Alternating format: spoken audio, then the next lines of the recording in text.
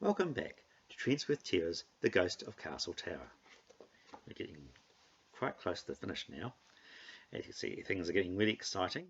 They have found out that the boss is Harry, Storm's brother, who both Storm and Sergeant Dickson know from the past.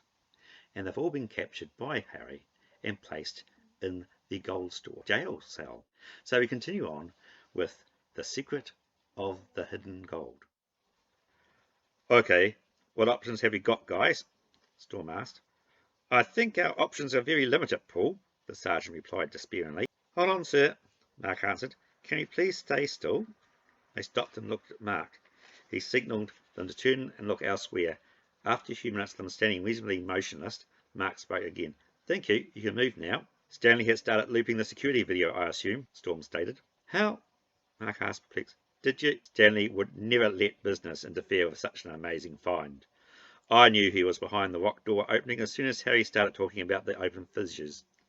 Harry had no idea the door opened, which meant a very computer-savvy person was in control, and it wasn't Harry. Pass me your radio. Here, sir. Tiffany handed Storm hers. Use mine. Stanley, Storm demanded in the radio, can you open these doors? Of course, sir, came the reply. With that, the solenoids clicked, and the bolts in the iron bar door slid back. Terrors, go and get help. The sergeant and I will deal with Harry. Mark and the others rushed out the unlocked door. Once on the other side, they found the iron door to the tunnel could not open. The 5 terrors milled around the door. There was only enough room in the space between the door and the cell for them, so Storm and the sergeant patiently remained where they were. Stanley, the door to the tunnel is still locked, Mark announced over his radio. Sorry, guys. Didn't realise he'd locked that one as well, came the reply. As the tunnel door opened, then he added, Hey, what are you doing here? No, don't touch that. Stanley, what's going on there? Mark asked in the panic. Had Harry found their cave?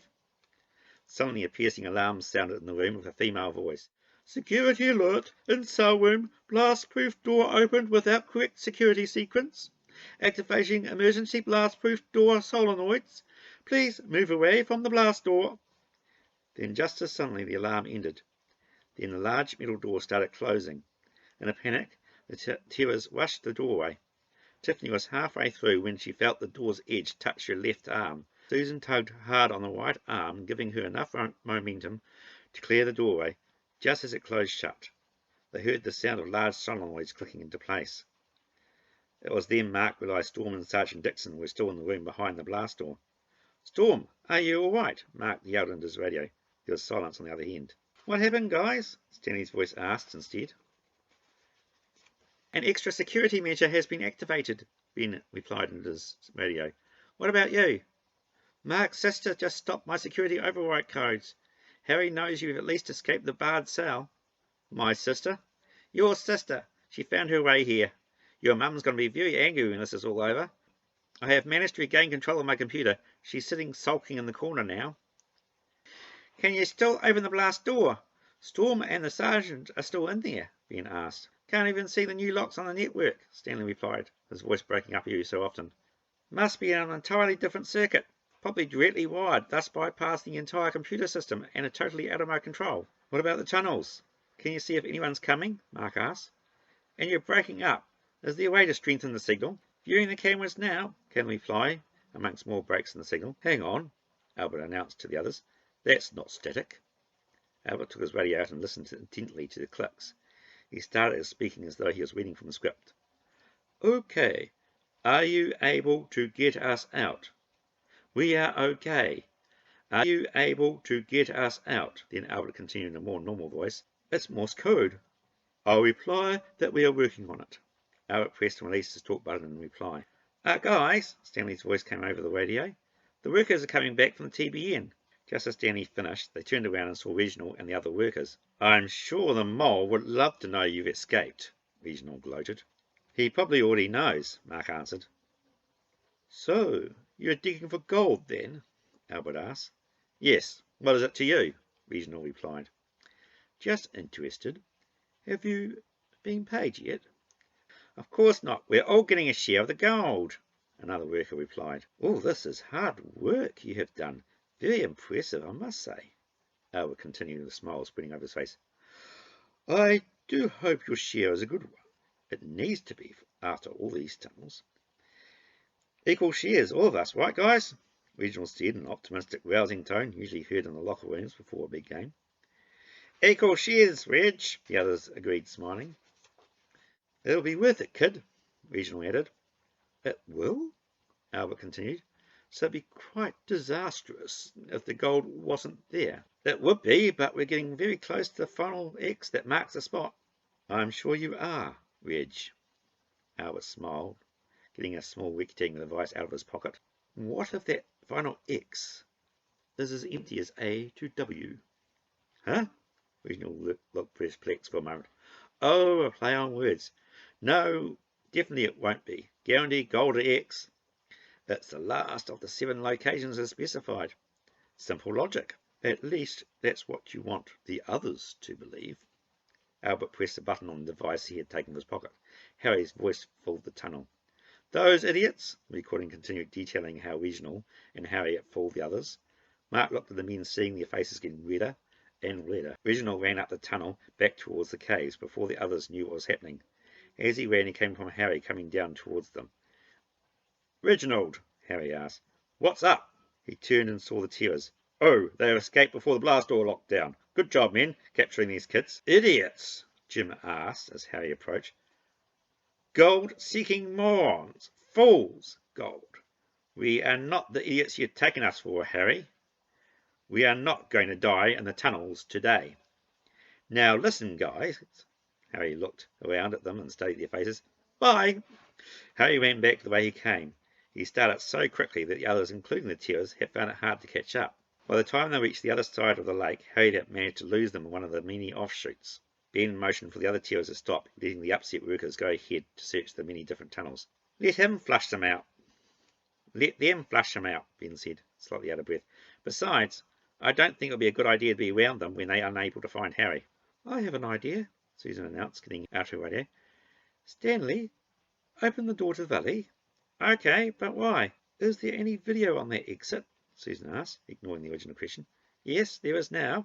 When you're sure the workers have all gone out there, Susan continued, shut the door. They're looking for Harry and are very angry. We don't really want to meet them at the moment. Oh, I see. Will do. Harry has just gone into the control room, by the way. I thought he might, Ben commented. He's probably able to lock it from the inside. I would have put something in like that, just in case things got ugly. Plus, from there, he thinks he can control the whole complex. Staying put, they kept an ear out for any approaching footsteps. Got them! Stanley broke the silence. All of them, seeing the door open, bolted for the valley. Probably thought he was going to get away by helicopter. Oh, that just leaves Reginald, Mark commented over the radio. He left via the river door while the others went after Harry, Stanley confirmed. Right, Mark looked to the others. The only way to release Storm and Sergeant Dickson is in that control room. I guess it's time to talk to Harry on our terms. Stanley, Ben said with authority, realising that it was time for the Trentsworth Terrors to be in action. Lock down the tunnel system. Make sure no one can enter or leave. We can't afford to have any more surprises. There is no time to get help. After what's just transpired, he's likely to blow the whole place up ahead of schedule. The 5 of them marched towards the control room. It did not take long to reach the one door that had remained closed to them all this time. Stanley, Ben commanded, open the door. They heard the bolt slide open the control room door locks, and Mark pulled the door open to reveal a well-lit room beyond. Sitting behind a desk in the rear of the room was Harry. He looked up at the Terrors in horror. How on earth? He yelled, hitting a button on his keyboard. The door behind Mark closed and the bolt slipped back into place, locking them all in. Cracked my general security system, eh? He stood up, smiling. I underestimated you, it seems. Oh well, just let me instigate the network encryption wizard. It slows the system down tremendously, but when needs, must. He gently moved his mouse, clicking several times in the process. Now it seems we're all stuck in here. Please hand me your device, which got you through that door. Device? The controller, I see it in your hand, boy. Harry held out his hand for the radio Mark was holding. Just to make sure you don't manage to bypass the encryption. Or what? Mark asked. Why shouldn't we all just rush you? Any attempt to move forward of where you are, and I'll force the detonation of the C4 and we'll all be killed. Hand me the remote and I won't press the button. You're going to do it sooner or later, Ben stated. What's the difference? Later we'll give you the chance to leave these tunnels alive. In which case, head for the old township. You'll be safe there. Okay, So you are saying, Mark very slowly and carefully repeated, that if I hand you the remote, which is useless now as you have encrypted the security, you will hold off detonating the C4, which you have strategically placed around New Trentsworth, and sink all the buildings into the lake via your computer console. Yes, I am. Harry was getting impatient. And don't try to stall me by explaining that to the nth degree how my plan is meant to work. Mark released his finger from the talk button after setting it to always on. He placed the radio carefully on Harry's desk, making certain Harry didn't think he was going to rush him, and walked back to the others, commenting as he did so. We made it out of an old radio that I had lying around. How does it work? Ah, Albert interrupted. Let me answer this, since I was the one who actually designed it. It sends out very strong electromagnetic fields.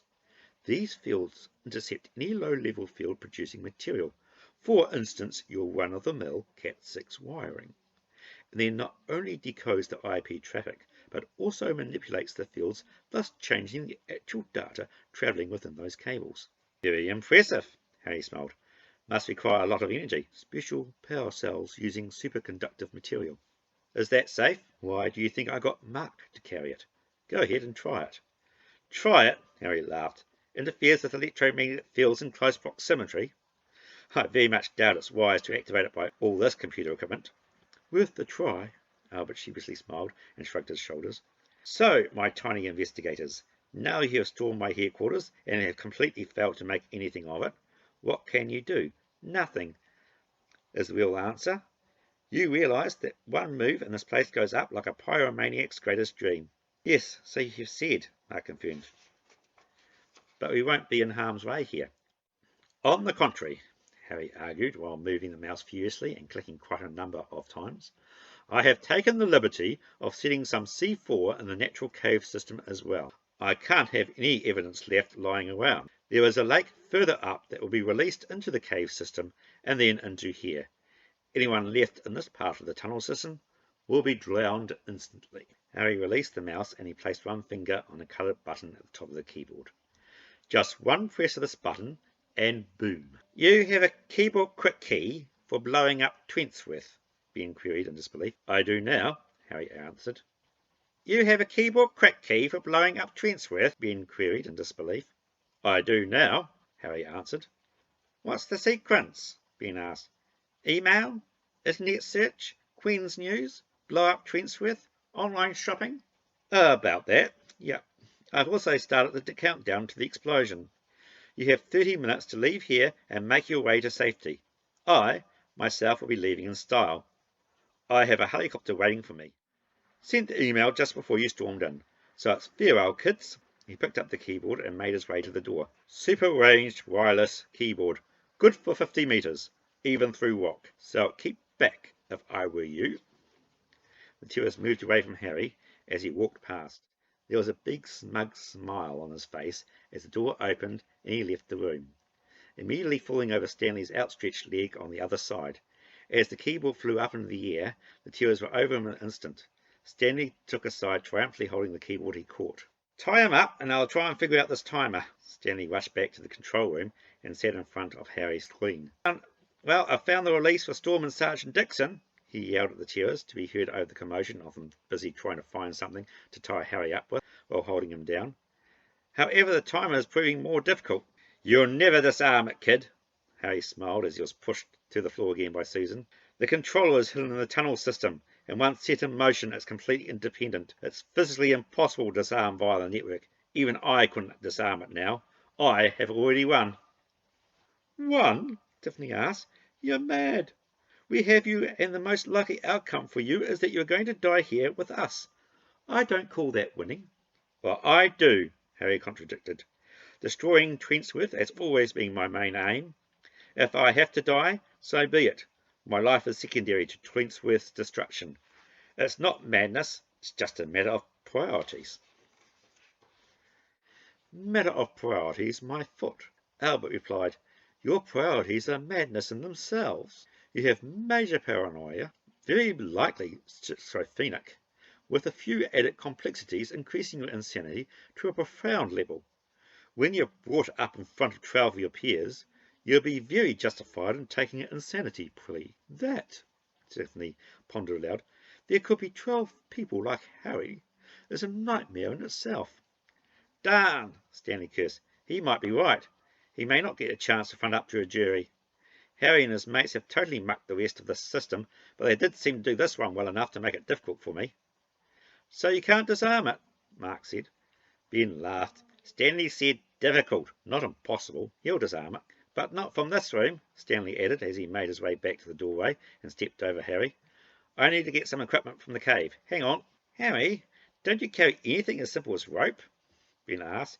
Everything in this room seems to be wireless or have incredibly short cables. I have some in my backpack, guys, a familiar voice said. They all turned around and saw Storm and the sergeant standing next to Harry. Looks like you're in a bit of pickle, my dear brother. Storm took his backpack off and started rummaging around in it. Mark and Ben came to help. The others were so pleased to see Storm that they forgot what they were meant to be doing. To Mark, it all appeared to happen in slow motion. Margaret appeared out of the canteen room. Harry looked up and saw her. He immediately got to his feet and threw Susan to the floor.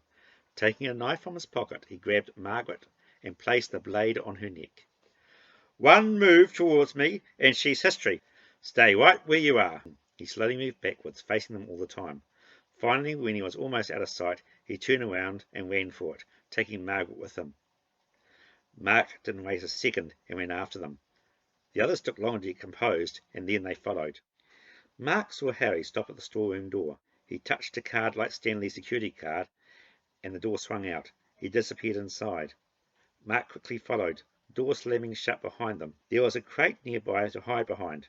Looking round, he found himself in a large room dug out from rock. Unlike the tunnels, this room was well supported with an iron girder net framework. Around this large room was scattered many crates and boxes. Mark saw Harry in the far end of the room, holding Margaret with one hand and carrying an object with the other. He then climbed some wooden stairs ahead of him with Margaret in tow. Mark reached for his radio to tell the others where he had gone. After feeling nothing, he remembered it was still on the desk in the control room. He made his way to the staircase just in time to hear a muffled scream come from the top. He had an uneasy feeling that he knew where the staircase led. He paused for the moment and then climbed them anyway. And that is the end of that chapter. Bye.